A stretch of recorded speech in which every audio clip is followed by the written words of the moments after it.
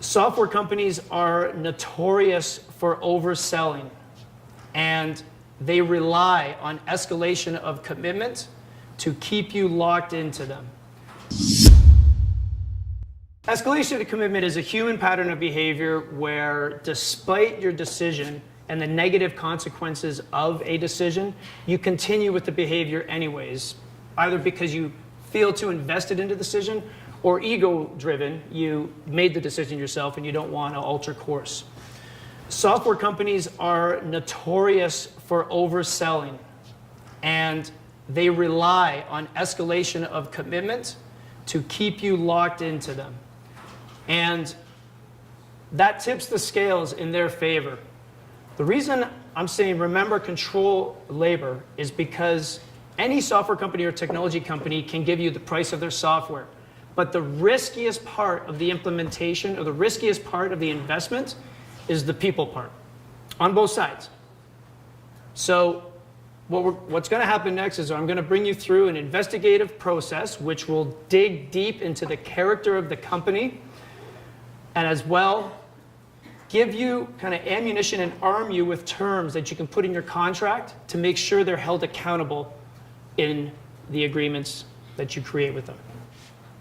Why would law enforcement tactics be effective in, getting to the truth of what's behind a company and what they're saying and building an agreement? Any ideas? In policing, when you make a bad decision, you feel that impact right away. In business, a lot of the times you don't see the impact right away. It ends up becoming a perpetual financial assault over time. That's why people become victims of escalation of commitment at a greater rate in business, because they make a bad decision, but they don't really feel the impact, so they keep on going, and then they feel pot committed. They got too much invested, so they stick with the bad decision, and then now you've got a lifetime of a perpetual financial assault. So to avoid that, goal number one, control labor. Like I said, the software is the easy part to price out. Almost every company has it on their website. The most difficult and riskiest part of the investment is what?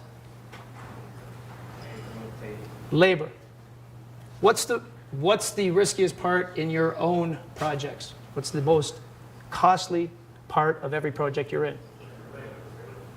It is the exact same thing with technology and adoption. That labor. The first step, so we're going to cover 5 quick steps. And I'll go over these quickly because you're going to have this information with you at any time you want. First step is to create that investigative unit. That investigative unit should have representatives from every single department.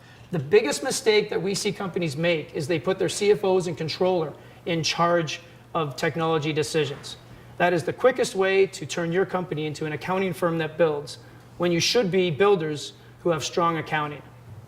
The best companies that we have seen, they create an investigative unit that has representatives from every single department, so they're getting a complete perspective, a holistic perspective in their investigation and selection process.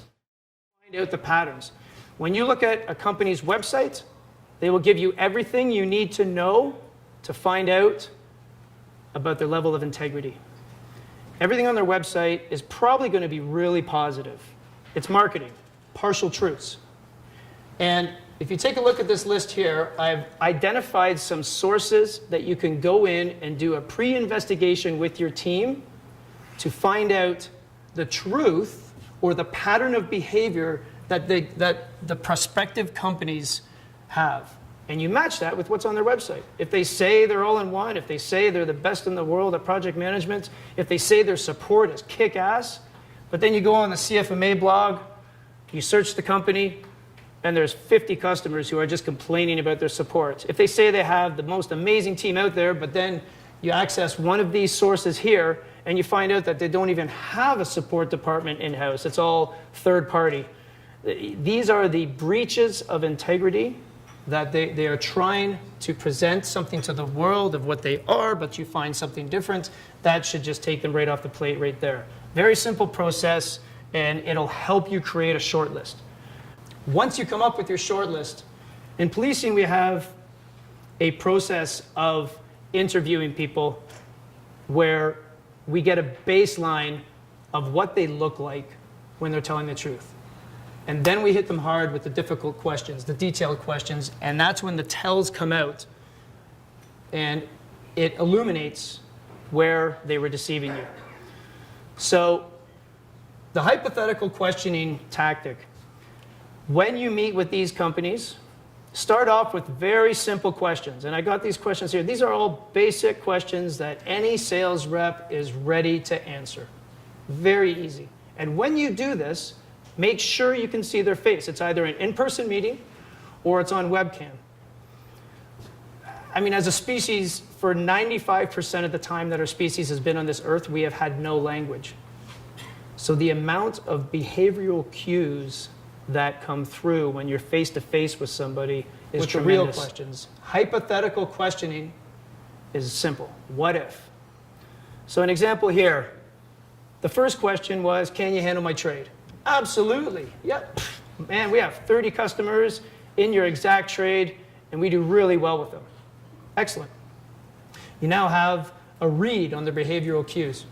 The next question, the difficult, the what if, what happens? What happens if we get into this implementation and you can't handle my workflows? The response time, you got good support? Of course. All right, what happens if you miss the response time? What happens if you can't get my operations online? What if the integrations you told me you had don't work at the level that I need? So you start asking these questions, and they will be answering you. You'll get a read on whether or not there's any deception there. But what's important is that you're getting answers that you're going to use to create your agreement. Now, there's a very simple thing called mirroring. I've got it listed here as repeat back. Now, all this is, when somebody's giving you an answer, and you go to write it down. It's a very simple tactic. Every time that we did an interview and any type of crime scene, and I'm taking the person's statement, you ask them, okay, if they said 1, 2, 3, I repeat back. All right, so let me just get this straight. You said 1, 2, 3. Yes, boom. And you write it down. Every time they answer, you repeat back and you write it down. That serves two purposes. One, obviously, it's going to validate that you heard them right, getting right back to what Eric Parker just talked about. I don't know what I said until you tell me what you heard. So you're validating the answer. But number two, this is the best part. If they are lying, if it is a sales rep that doesn't necessarily know and they are just trying to get that deal, when you repeat that back, you just really start to see that limbic transfer, that nervousness. Their voice might shake a little bit. They might stumble over their words. It is such a good tell because they realize that now there's a level of accountability in what I just said. So it's a very good way, simple way of interviewing a person and detecting deception. All you're doing is you're taking everything that you repeated back, everything that you felt there was a little bit of risk, anything that you felt there was a little bit of deception, and you create an appendix. Very easy. It is going into the agreement. That's it. Now, my favorite part, the one that separates the elite from the frauds, is the enforcement part. When you create that list of risks, deliverables, we call them commitments, but when you create that list of commitments that you are going to put into the agreement, you associate a cost to them. And if they fail to deliver, whether failing to deliver on the actual function, failing to deliver on a go live, failing to deliver on a date, there is a performance credit. Your account is credited that amount. Any company that is confident in their ability to deliver what they told you in the sales cycle, any company that is confident in their ability to get you live on the products that they're selling, and any company that is confident in their ability to support you will agree. If there is any deception or risk on their part that they know of, this is where the agreement will shut down and you will be spared from extreme escalation of commitment. But one of the main reasons that I hope everybody takes this seriously in any future negotiations is that if everyone forces this level of accountability in a sales process and in their agreements, then the ones who are in the industry who are misleading, who are selling with deception, they'll either be forced to embrace our level of ethics, or they'll die because they've been exposed. We are Plexxis!